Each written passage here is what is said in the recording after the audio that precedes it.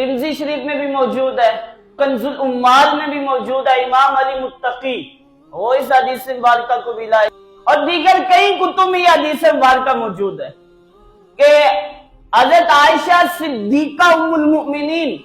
وہ فرماتی ہیں ایک رات میں نے کریم آقا علیہ السلام کو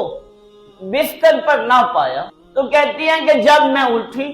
تو میں وہ نبی کریم علیہ السلام کو تلاش کرنے کے لیے نکلی تو میں نے دیکھا کریم آقا علیہ السلام جنت البقیع کے قبرستان میں موجود ہے۔ نبی کریم علیہ السلام جنت البقیع کا جو قبرستان ہے وہاں پہ موجود ہے۔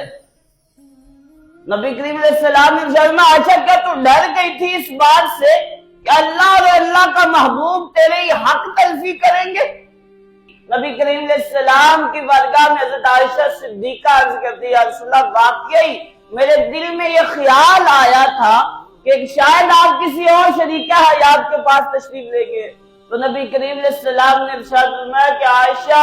یہ جو رات ہے نا 15 شعبان کی رات، کریم آقا علیہ السلام نے ارشاد فرمایا یہ شب بارات کی رات اتنی برکت والی رات ہے کہ اس رات کو اللہ رب العزت بنو کلب کی بکریوں کے بالوں کی تعداد سے زیادہ لوگوں کی معافی کرتا ہے۔ بنو کلب ایک قبیلہ تھا اور ان کے پاس ہزاروں بکریاں تھی، وہ تعداد ان کی گنتی سے واحد تھی،